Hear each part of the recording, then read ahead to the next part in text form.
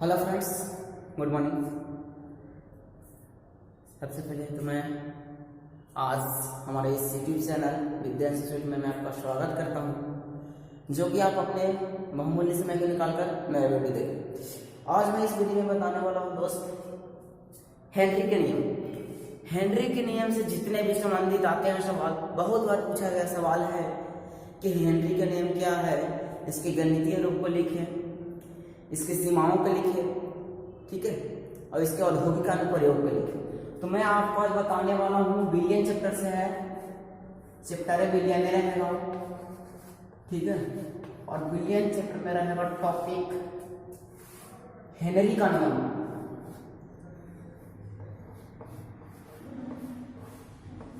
Henry का नियम सबसे पहले हम लोग जानेंगे इसमें कि हेनरी का नियम है क्या, ठीक है, पहला टॉपिक। दूसरा जानेंगे इसका गणितीय रूप, इसका गणितीय रूप।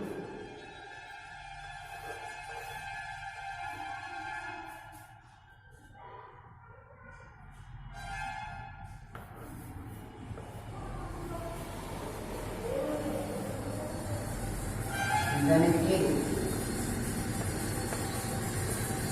चलिए,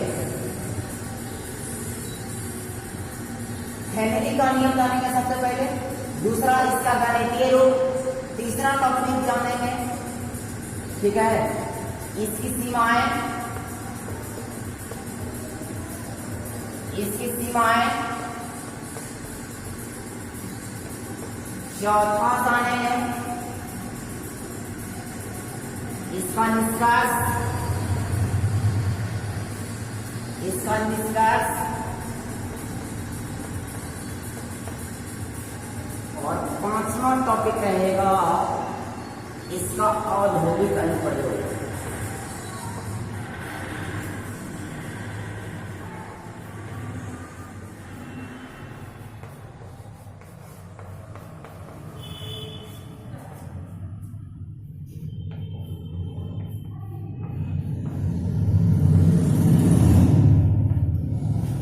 चलिए दोस्तों, तो आज हम इस हेनरी का जब नियम हम पढ़ाएंगे, ये बिलियन से है, बिलियन का टॉपिक है, चैप्टर 2, क्लास 12 का, ठीक है, क्लास 12 का है, और चल रहा है मेरा केमिस्ट्री।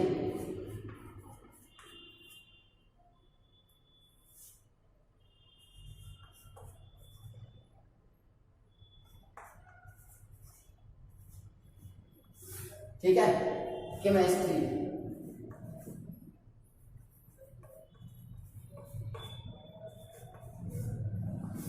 केमिस्ट्री चल रहा है। चलिए, तो इन 5 टॉपिकों को पढ़ेंगे जो बहुत बार एग्जाम में पूछे गए हैं। चलिए, तो आप जानते हैं हेनरी नियम। चलिए, इसको लिखकर डैश देते हैं कि हेनरी नियम है क्या। तो सुनिए, सर्वप्रथम 1802 में, ठीक है, 1802 में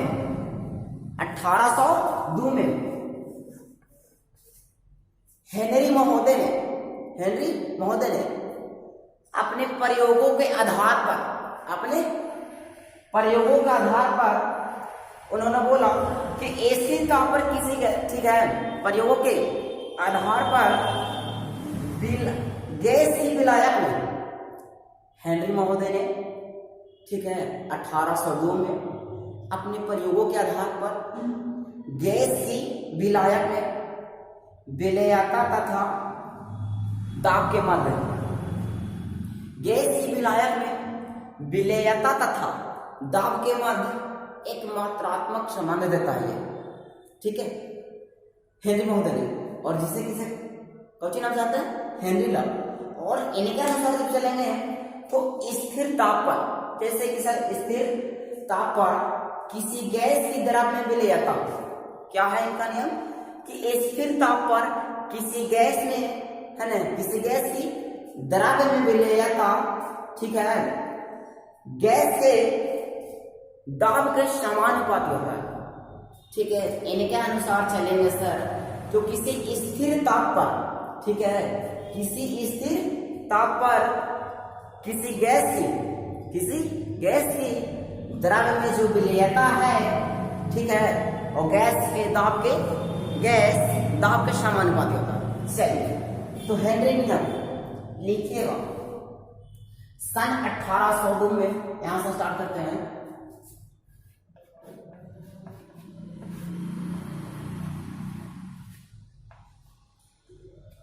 सन 1802 ईस्वी में हेनरी महोदय ने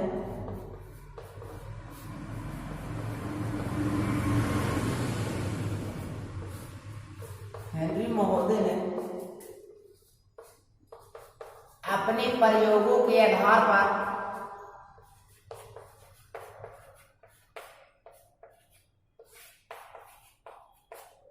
चलिए देखिए, सन 1802 में हेनरी महोदय ने, ठीक है, अपने प्रयोगों के आधार पर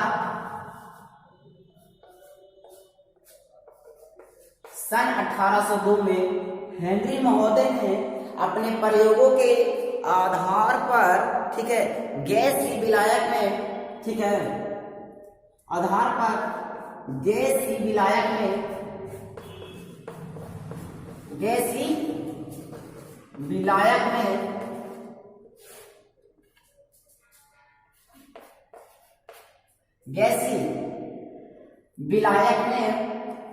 ठीक है, गैस की विलायक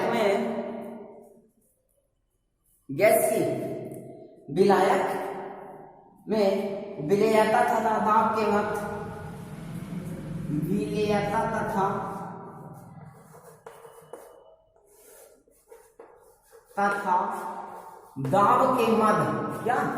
दाब के मध्य एक मात्रात्मक संबंध लिया,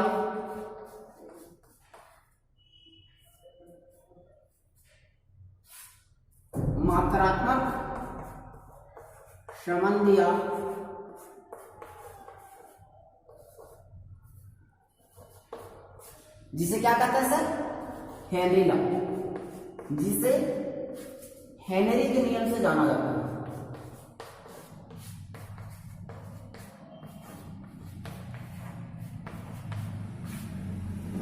नियम से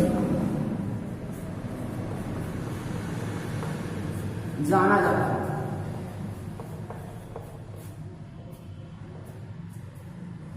चलिए, अब हम ये जाने हेनरी का, पहले उन्होंने ये हेनरी महोदय के बारे में परिचय होगा कि हेनरी का नियम किसके बीच दिया और काट दिया, और अब हम चलेंगे इनके अनुसार। तो चलिए एक बार फिर से रिजल्ट कर लेते हैं, ठीक है, कि हेनरी का नियम तो ऐसे बोलेंगे सन 1802 ईस्वी में हेनरी महोदय ने अपने प्रयोगों के आधार पर, ठीक है, अपने प्रयोगों के आधार पर गैस की विलायक में विलेयता तथा दाब के, ठीक है, विलेयता तथा दाब के मध्य मतलब विलेयता जो है, विलेयता और क्या दाब, ये आप लोग नौवां में ही पढ़ के आए होंगे सर, विलयन, कि दो या दो से अधिक समांगी मिश्रण को क्या कहते हैं? विलयन, ठीक है, विलेय और विलायक ऐसा पढ़ के आए होंगे। तो इसमें सबसे जो चैप्टर अगर एग्जाम्स में आते हैं कि कोई भी, ठीक है, न्यूमेरिकल भी आता है तो हेनरी लॉ, डाल्टन का, राउल्ट का नियम, रावल का नियम, ठीक है, ऐसा होता है। 5 व्यंजक है इसमें। चलिए, तो हेनरी का नियम पढ़ रहे हैं हम लोग। सन 1802 में, ठीक है, सन 1802 ईस्वी में हेनरी महोदय ने अपने प्रयोगों के आधार पर विलेयता तथा, ठीक है, गैस की विलेयता तथा दाब के संबंध, ठीक है, दाब के मध्य एक मात्रात्मक संबंध दिया, जिसे क्या कहते हैं? हेनरी के नाम से जाना जाता है। चलिए, तो फटाफट इसको स्क्रीनशॉट ले लीजिए, हो गया। अब चलेंगे इनके अनुसार, ठीक है, ऊपर से मैं बता रहा हूं, हेनरी नियम चल रहा है, हेनरी का नियम चल रहा है, ठीक है। अब चलेंगे इनके अनुसार।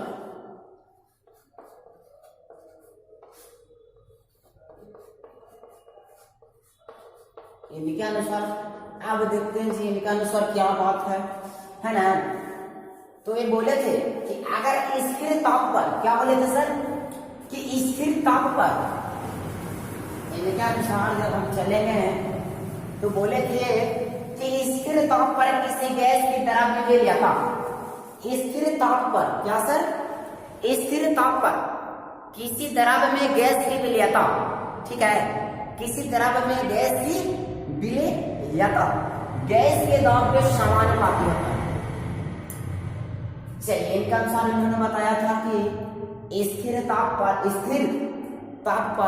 किसी गैस की द्रव्य विलयता, स्थिर ताप पर किसी गैस की द्रव्य विलयता, किसी गैस की द्रव्य विलयता गैस के दाब के, ठीक है, गैस दाब के समानुपाती होता है। गैस जो है किसके समानुपाती होता है, गैस के दाब के समानुपाती होता है। तो चलिए लिखते हैं इनके अनुसार स्थिर ताप पर, स्थिर ताप पर, देखिएगा सर, स्थिर ताप पर किसी गैस की द्रव्य विलयता, किसी गैस की द्रव्य विलयता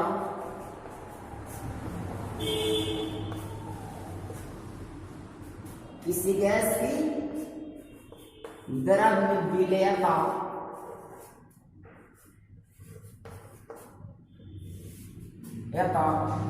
ठीक है, स्थिर ताप पर, स्थिर ताप पर किसी गैस की द्रव्य विलयता गैस के दाब के, गैस के दाब के, ठीक है, गैस के दाब के समानुपाती होता है, समानुपाती होता है। चलिए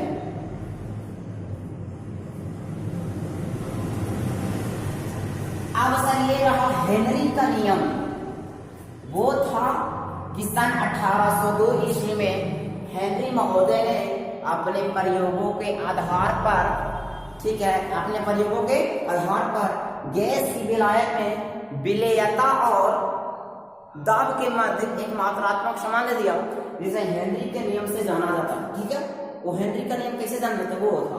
अब था कि इनके अनुसार, हेनरी महोदय के अनुसार, किनके, हेनरी महोदय के अनुसार, तो ये बताए थे कि स्थिर ताप पर अगर किसी गैस को द्रव्य में विलयता, अगर किसी गैस को द्रव्य में विलयता करेंगे तो वो जो है वो क्या होगा, गैस के दाब के क्या होता है, समानुपाती होता है।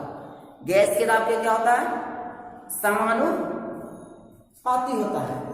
ठीक है, चलिए अब जैसे कि देख लेते हैं, ये हेनरी नियम होगा। अब इसको गणितीय रूप बचा था, अब देख लेते हैं गणितीय रूप जो है वो क्या है। तो गणितीय रूप से चलते हैं, क्या इनके अनुसार, ठीक है, समानुपाती होता है। पी समानुपाती कौन हो जाएगा सर,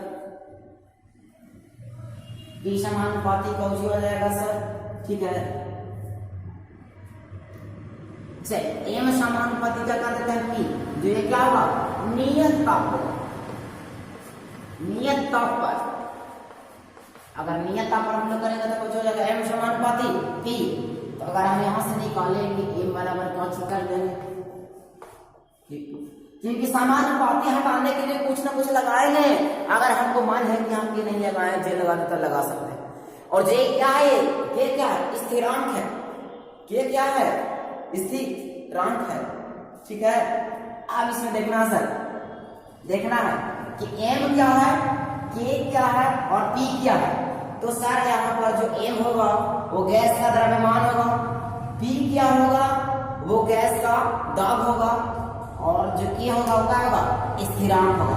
तो चलिए यहाँ लिख लीजिए बगल में, बगल में m जो है वो कौन सी है, m क्या है, गैस का द्रव्यमान, m क्या है, गैस का द्रव्यमान, गैस का द्रव्यमान।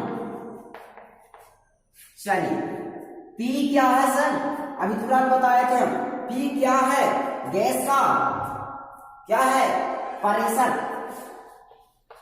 गैस का प्रेशर यानी गैस का दाब। और इसमें के क्या है, एक यह जो है हेनरी स्थिरांक, क्या है सर, स्थिरांक है, ये एक स्थिरांक है।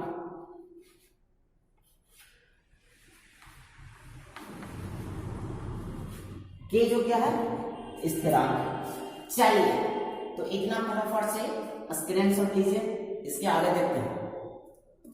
हो गया,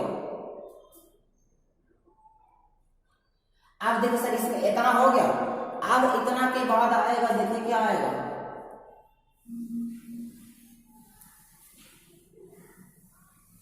देखिए सर समानुपाती किसे कहलाता है, हम एक समानुपाती पी ले लिए, ठीक है, यानी एम हो गया मास, गैस का द्रव्यमान, और प्रेशर समानुपाती ले लिया कौची पर, नियत ताप पर हमने लिया, नियत ताप पर लिया, और ए बराबर क्या के पी, तो के कहां से लाया, समानुपाती हटाने के लिए कुछ ना कुछ है ना यूज करना पड़ता है, अंग्रेजी का कोई भी अक्षर हटाएंगे तो। अब देखिए क्या हो जाएगा इधर आगे, इसके आगे जब होगा इतना तो एम कुछ हो जाएगा, है पी समानुपाती कुछ हो जाएगा, पी समानुपाती एक्स, ये समानुपाती का साइन है तो क्या हो जाएगा, पी समानुपाती एक्स। अब यहां से जब पी निकालेंगे तो पी बराबर कुछ हो जाएगा, के एच एच हो जाएगा, जब पी निकालेंगे तो के एच एक्स हो जाएगा, सॉरी के एच एक्स होगा जी, के एच एक्स। अब यहां पे है कि देखना है कि अब यहां से हम देखिए कुछ कि एच अगर निकालते हैं तो देखा ऐसा मल्टीप्लिकेशन में है। अब इसके बाद क्या होगा कि जब हम के एच निकालते हैं तो कुछ हो जाएगा पी बटा एक्स, क्या हो जाएगा पी बटा एक्स, ठीक है। चलिए तो इतना तक तो समझ में आ रहा है गणितीय रूप इसका कि हमने एम समानुपाती पी लिया, एम क्या है, गैस का द्रव्यमान है, पी क्या है, गैस का दाब है, और के क्या है, स्थिरांक है। और एम स्थिरांक समानुपाती हटाने के लिए कुछ ना कुछ लेंगे, वो क्या होगा, स्थिरांक होता है। और पी समानुपाती यहाँ पे क्या भी हो जाएगा, एक्स, तो क्या हो जाएगा पी इक्वल टू के एच एक्स, और के एच जब हमने निकाला तो पी बाई एक्स आ जाएगा। यही होता है सर, यही होता है क्या, देखिए यही चीज आपको होता है, पी क्या हो जाएगा, है गैस का कुछ हो जाएगा आंशिक दाब, ठीक है, पी क्या हो जाएगा, गैस का, इसको हो जाएगा गैस का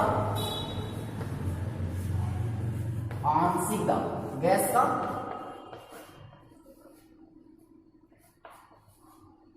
आंशिक दाब। बताए थे ना पी क्या है, इसमें प्रेशर, गैस का प्रेशर, ठीक है। और ये जो है एक्स, वो एक्स क्या है, मिलियन में गैस का मोल प्रभाज, मिलियन में गैस का, मिलियन में गैस का मोल प्रभाज,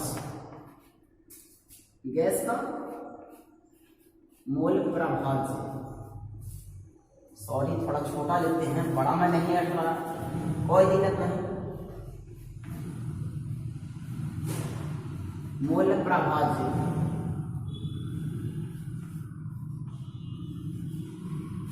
चलिए मोल प्रभाज, अब यहाँ पे यही समीकरण जो है वो क्या होता, हेनरी का सर्वाधिक प्रसिद्ध, यही समीकरण हेनरी महोदय के लाना होगा, और यही पी जो है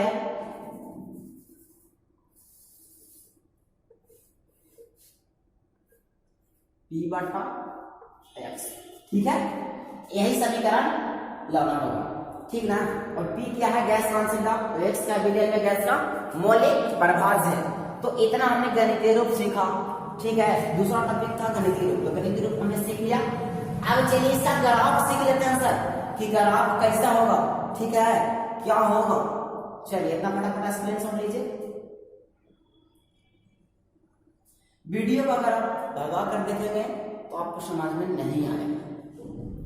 और अभी तक आप हमारे चैनल पर नए हो तो प्लीज मेरे इस चैनल को लाइक एवं सब्सक्राइब और शेयर जरूर करें और साथ ही बेल आइकन का घंटी भी दबा दीजिएगा, क्योंकि तब भी जब भी मैं कोई वीडियो अगर अपलोड करूं तो सबसे पहले आप तक पहुंचे। समझे कि नहीं? अगर आपको कोई डाउट्स लगते हैं तो कमेंट में लिख कर भेजें, अन्यथा ये मेरा व्हाट्सएप नंबर, ठीक है, 9031186651, ये मेरा व्हाट्सएप नंबर है। इस पर आप गलती भेज सकते हो कुछ कि सर आपने यहाँ पे गलती बताया, ठीक है, और वहां पे उस वीडियो को घेरा कर स्क्रीनशॉट कर आप देख सकते हो कि यहाँ पे गलती बताए हैं, ठीक है। हमारे यहाँ ऑनलाइन जो है वो लाइव क्लास की व्यवस्था बहुत जल्द हो जाएगी, लाइव क्लास की व्यवस्था बहुत जल्द कर दिया जाएगा। जो बच्चे लाइव पढ़ने के लिए है उनकी व्यवस्था। चलिए, तो गणितीय रूप हो गया। अब सर इसका ग्राफ देखते हैं, इसका क्या करते हैं, ग्राफ देखते हैं, ठीक है। HCl का आंशिक दाब ग्राफ देखेंगे। चलिए, तो हो गया। चलिए, इसका एक ग्राफ है,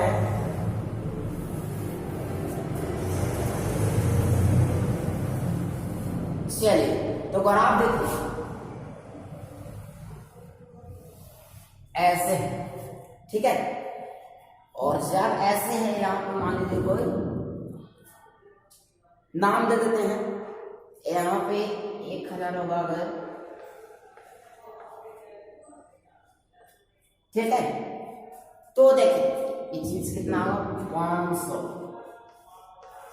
ठीक है, और यहाँ 0 होगा,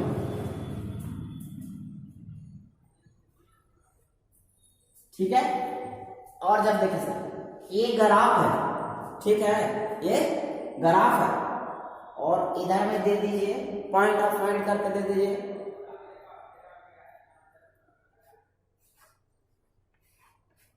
और यहाँ 0.020, ठीक है, इतना। तो जब हम ग्राफ खींचेंगे तो ऐसे जाएगा, स्ट्रेट लाइन, ठीक है, स्ट्रेट लाइन जाएगा, तो स्ट्रेट लाइन में जाएगा, ठीक ना। थोड़ा सा कर लीजिएगा, और ये जब जाएगा, ठीक है, तो ऐसे से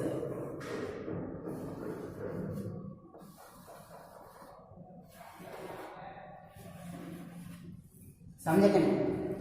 और जब ऐसे जाएगा ऐसे, तो ये जो है वो साइक्लोहेक्सेन के बिलियन के HCl का मोलर से, क्या HCl के जो है वो आंशिक दाब, ये इधर लिख दीजिएगा HCl का आंशिक दाब। चलिए देखिए HCl का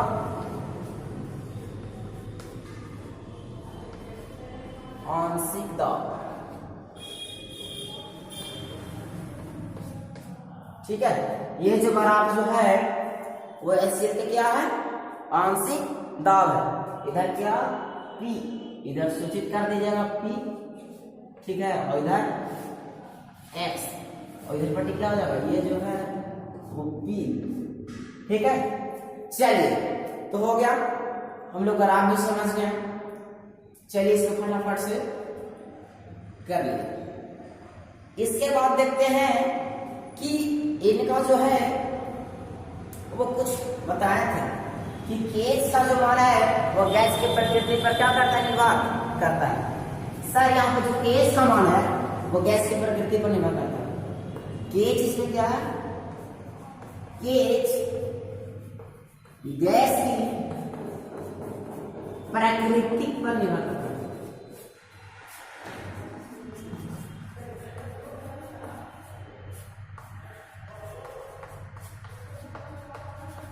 गैस की जो क्या है प्रकृति पर निर्भर करता है। यानी कि सर अगर केस का मान जितना अधिक होगा, केस का मान, इसका जो मान है केस का, इसका केस का वो जितना अत्यधिक होगा, ठीक है, गैस की विलेयता उतनी ही कम होगी, गैस की विलेयता जो है उतनी ही कम होगी। सर अगर बोलता है कि केस का मान अगर जितना अधिक होगा वो गैस की विलेयता कम होगा, अब ऐसा क्यों? तो N2 देखिए, जैसे कि N2MO2 के लिए ताप बढ़ने पर KH का मान लिखो चुका था, बढ़ता है। अगर गैस का ताप बढ़ेगा तो KH का मान, ठीक है, इसलिए क्योंकि किस पर निर्भर करता है? गैस की प्रकृति पर निर्भर करता है सर, और गैस की प्रकृति पर निर्भर करता है तो क्या, अगर गैस बढ़ेगा तो KH भी बढ़ेगा, याद रखिए, ठीक है। और जो द्रव में जो है वो क्या होगा, गैस की विलयता भी कम हो सकती है। चलिए, हो गया। आगे देखिए, अगला टॉपिक था मेरा निष्कर्ष।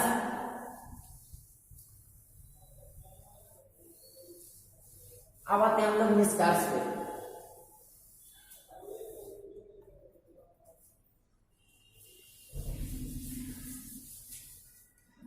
अब आते हैं हेनरी महोदय का निष्कर्ष। हेनरी नियम जो है आविष्कार है किसका? निष्कर्ष इनका क्या है?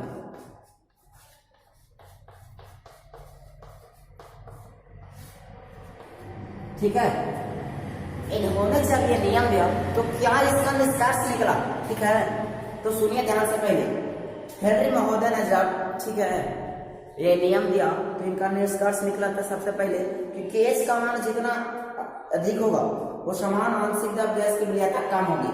ठीक है, निष्कर्ष ही निकला था। पहला निष्कर्ष लिख लीजिए कि KH का मान जितना अधिक होगा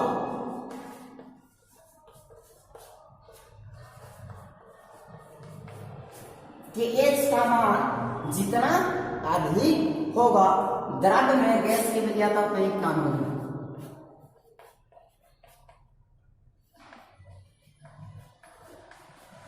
द्रव में गैस की विलयता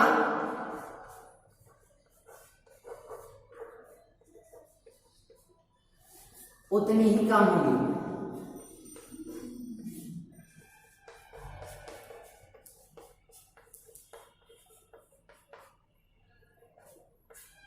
चलिए, दूसरा पॉइंट इन्होंने कहता है कि KH का मान अधिक होने पर आंशिक दाब गैस की विलयता कम होगी। ठीक है, जो हेनरी नियतांक KH है गैस की प्रकृति का एक फलन है। जो KH है, बोलते हैं कि KH का मान गैस की प्रकृति पर निर्भर करता है। KH का मान गैस की प्रकृति पर निर्भर करता है।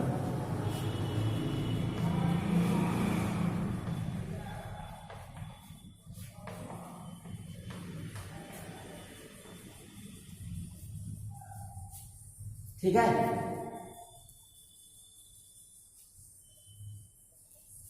KH का जो मान है वो गैस की प्रकृति पर निर्भर करता है। और इन्होंने अगला तथ्य पर बताया था कि KH का ताप में वृद्धि होगा तो समान दाब बढ़ने पर विलयता घटेगी।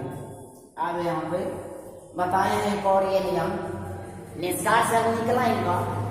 तो अगर KH का मान, KH का अगर ताप में वृद्धि होगा, कौची में? KH का अगर ताप में वृद्धि होगा, कौची? ताप में वृद्धि होगा, KH के ताप में वृद्धि होगा तो बताते हैं कि समान ताप पर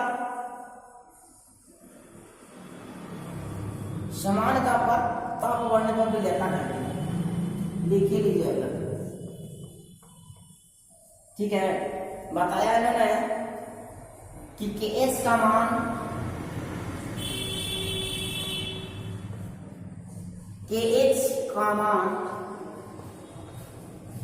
KH का,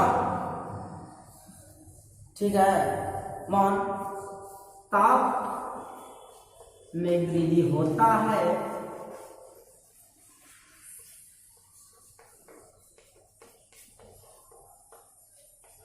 तो क्या बताया है कि KH का मान अधिक, यदि ताप में वृद्धि होगा तो समान दाब पर, ठीक है, समान दाब पर, समान दाब पर ताप बढ़ने पर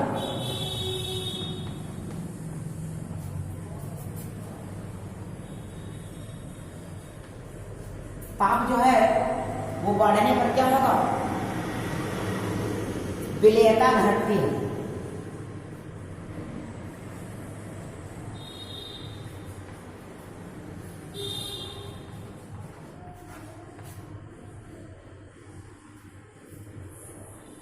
ताप बढ़ने पर जो क्या होता है, विलेयता घटती है। ये था इनका निष्कर्ष, हेनरी महोदय का निष्कर्ष निकलता है। ठीक है, ध्यान से देख लीजिएगा, बहुत बार जो है वो पूछा गया, गैस का मान जितना अधिक होगा द्रव्य में गैस की विलेयता उतने ही कम होगी। कहता है कि गैस का मान अगर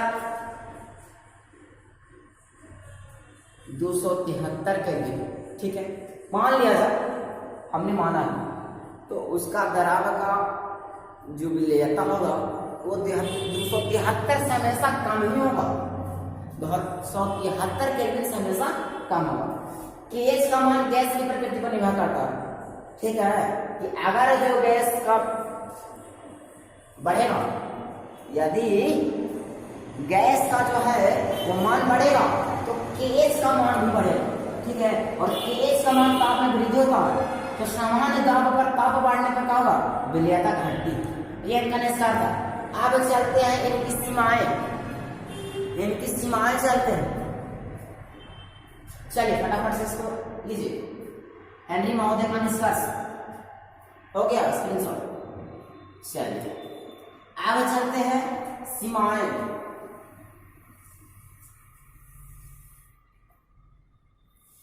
अब हेनरी महोदय का क्या होगा, सीमाएं चलते हैं। हेनरी महोदय का सीमाएं,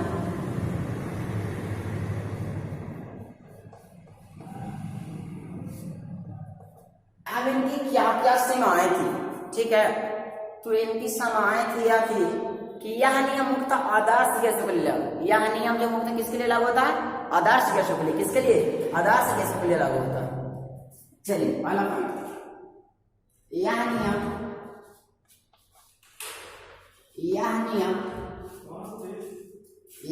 केवल गैस जो है, यह नियम जो है वो किस पर लागू होता है, यह नियम मुक्त आदर्श गैसों के लिए लागू होता है। यह नियम केवल गैसों के लिए लागू होता है, गैसों के लिए लागू होता है, लागू होता है। ठीक है, दूसरा इन्होंने बताया कि जब गैस पर लागू होगा तो 3 कंडीशन हो गए। गैस पर नियम अगर लागू हुआ तो 3 कंडीशन हो गए।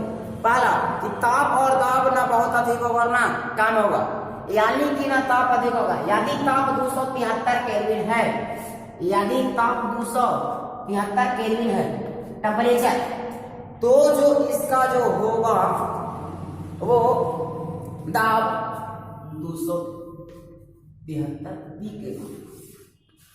अगर ताप इतना है टेम्परेचर तो प्रेशर भी 273 होगा। इन्होंने बताया भी आदर्श गैसों के लिए लागू होता, पहले ही बोल चुके हैं वीडियो में। क्या बोल चुके हैं कि यह नियम जो केवल आदर्श गैसों के लिए लागू होता। तो देखिए कैसे, कौची कि गैस का जो है विलायक में, ठीक है, न ताप अधिक होगा और न दाब अधिक होगा। दूसरा पॉइंट हो जाएगा क्या, ताप और दाब दोनों समान होगा। ताप और दाब क्या होगा, दोनों समान होगा।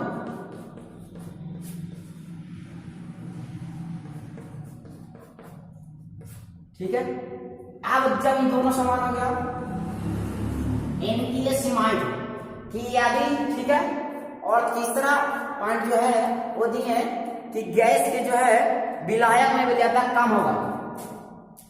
ये जो आदर्श गैसों के लिए लागू होता है, तो गैस जो है वो क्या, गैस की विलायक में विलेयता क्या होगी, कम होगी। गैस की विलायक में विलेयता विलायक में विलेयता, विलेयता कम होगी, कम होगी। अब जानिए कि गैस की विलायक में विलेयता कम कैसे होगी। तो सर वहां केएच स्थिरांक पर हमने बताया था कि अगर केएच का मान अधिक होगा तो गैस की प्रकृति पर निर्भर करता, ठीक है, तो गैस भी अधिक होगा। अगर गैस अधिक है तो केएच का अधिक होगा, लेकिन द्रव में क्या होगा, कम होगा सर। ये ऐसा नहीं कि वहां ऑब्जेक्टिव में देते कि केएच का मान अधिक होगा तो द्रव में गैस की विलेयता क्या होगी, तो सर कम न होगी, क्योंकि जो है वो गैस अधिक होगा तब केएच अधिक होगा। ऑप्शन में क्या मारेंगे, कम मारेंगे, अधिक मारता जाएगा तो गलत हो जाएगा। और अगला नियम, ठीक है, इनकी सीमाएं दोनों है, ध्यान से देखिए, ताप और, ठीक है, दाब दोनों समान होता है। यहां पे दाब छूट गया है जी, दाब दोनों समान होता है, ठीक है।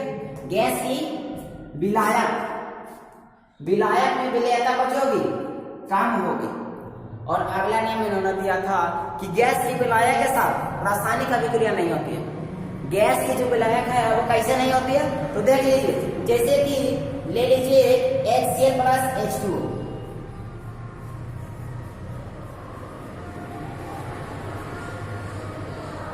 ये HCl क्या हाइड्रोक्लोरिक अम्ल और H2O हमारा जल है। अब जल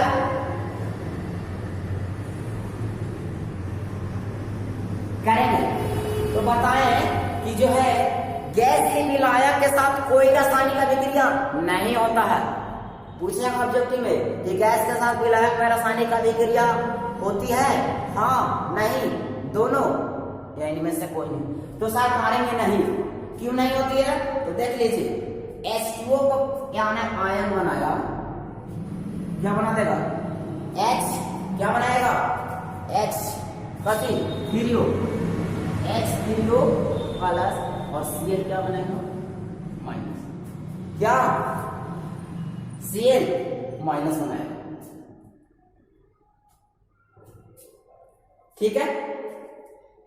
अब देखिए यहाँ पे कोई रासायनिक अभिक्रिया हो रहा नहीं हो रहा, क्यों, क्योंकि जिधर साया उधर ही देखिए, एरो को समझिए, इधर भी एरो है इधर भी एरो है, यानी कि बोलता है कि सर कि गैस की विलायक में जो है वो क्या, जब भी जो है वो रासायनिक अभिक्रिया विलायक के साथ नहीं हो सकती, ठीक है। तो चौथा पॉइंट क्या हो जाएगा, ये जो एग्जांपल लोग समझे, ये एग्जांपल वो इसी से धराएगा रासायनिक अभिक्रिया होती है या नहीं। तो चौथा पॉइंट क्या हमने पढ़ा अभी, कि गैस को विलायक, ठीक है, गैस की विलायक के साथ, गैस की विलायक के साथ, विलायक के साथ, ठीक है, गैस की विलायक के साथ कोई रासायनिक अभिक्रिया नहीं होती है, कोई रासायनिक अभिक्रिया नहीं होती है, रासायनिक अभिक्रिया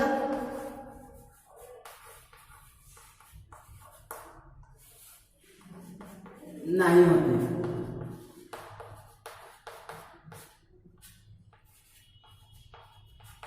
ठीक है।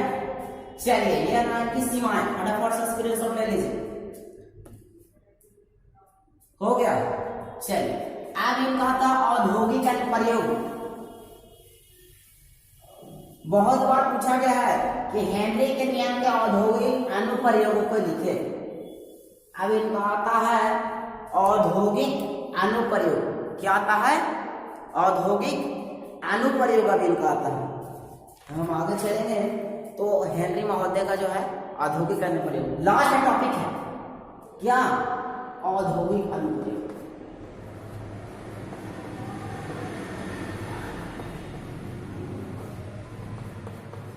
औद्योगिक अनुप्रयोग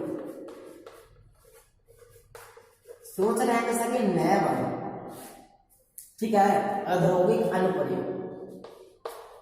आप देखें तो हम इसमें लिखा है नहीं कि हेनरी के नियम का औद्योगिक अनुप्रयोग करेंगे, तो क्वेश्चन मार देगा तो हमने अनुप्रयोग पढ़ा तो अनुप्रयोग के बारे में नहीं लिख देंगे, हम लिख देंगे। तो हेनरी महोदय ने इसका जो अनुप्रयोग है वो निम्न है, कहा निम्नलिखित में किया जाता है। पहला देखिए है ना, कार्बोनिकृत पेय पदार्थों के उत्पादन में पहला कौन सी औद्योगिक अनुप्रयोग क्या है?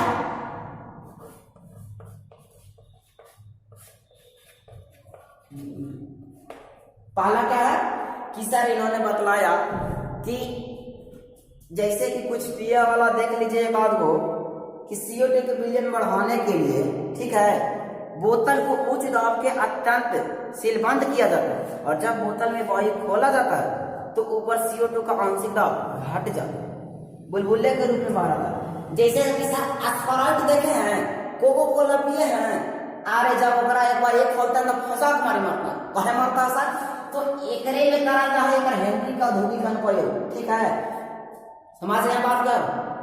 पहले ने क्लियर कि कार्बोनिकृत पेय पदार्थ के उपयोग में, कार्बोनिकृत जैसे का सबसे अच्छा बोलो पेप्सी, दम खोलेगा तो बोला बोला छपा छपा करता रहेगा, मतलब ऊपर के परेशान मारता है। स्प्राइट मारता है ना जब पीते तो लगता है कि पूरा झोल देता है, तो यही है हेनरी के नियम के औद्योगिक अनुप्रयोग में उपयोग करा जा रहा है।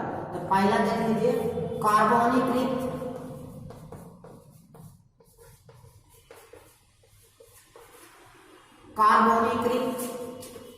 पेय पदार्थों के उपयोग में,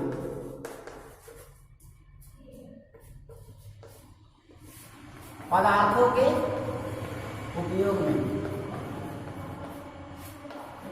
सर आपका ये क्वेश्चन पूछेगा 2 नंबर। दूसरा जो इनका उपयोग होता है वो गहरे समुद्र में खोदकारी के रूप में, कौन होता है? खोरी के रूप में। ठीक है, गहरे समुद्र में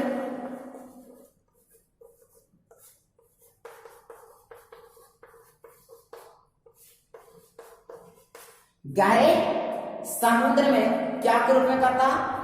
खोरी के रूप में।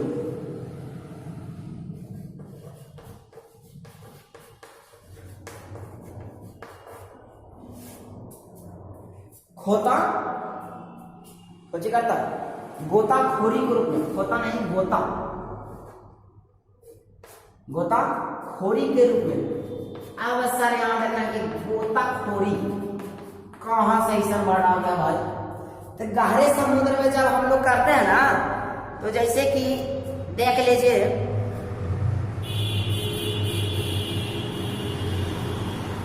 कि जब जो है एक जो सिलेंडर है गोताखोरी का सिलेंडर, वो हीलियम से तानुकृत होती है। कौन से? हीलियम से तानुकृत किया जाता है। कौची ने किया जाता है भाई? अरे जब बेलून में रहे तो खाली हीलियम में कैसे रहा है? नहीं बाबू, उसमें आपका नाइट्रोजन भी रहता है, ऑक्सीजन भी रहता है और हीलियम भी रहता है। समझ गए कि नहीं? वायु में जो है 11.7% हीलियम कितना रहता है आपका? जब हीलियम के कारण बहुत खारी में करते हैं तो हीलियम भी होता है और नाइट्रोजन भी होता है, सब एक पर हीलियम होता है बहुत खारी में। कौन सी? हीलियम, नाइट्रोजन और कुछ होता है ऑक्सीजन।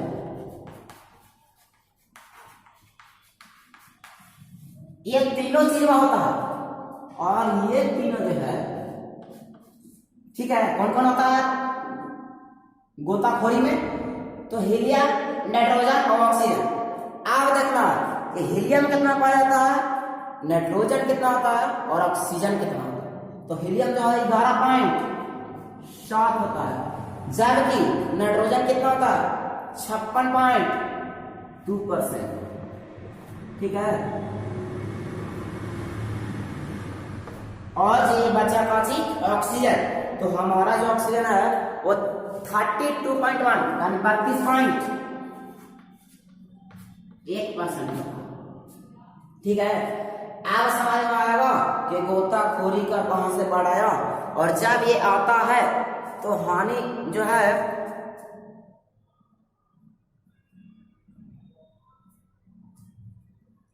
उपचाई की क्रिया देखे हैं, उपचाई की क्रिया 10वां पढ़ के आओगे। उपचाई की क्रिया पढ़ ले 10वें में आप लोग पढ़ कर आए उपचाई की क्रिया।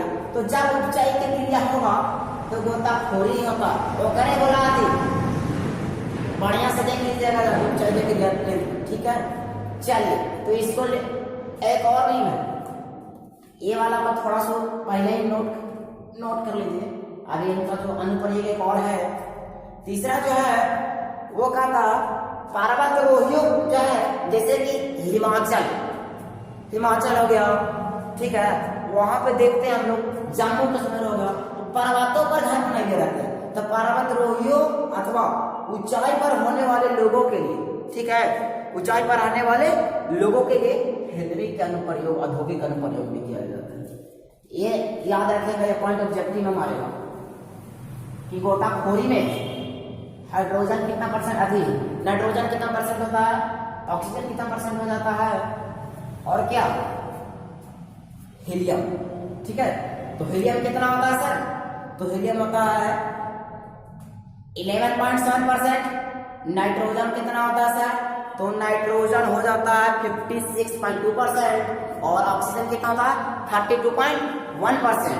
चलिए आज इसका जो है तीसरा अनुप्रयोग है कि पर्वतारोहियों अथवा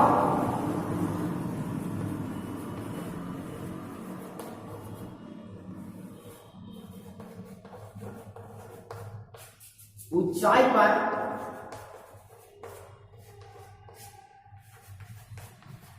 रहने वाले, ऊंचाई पर रहने वाले लोगों के लिए,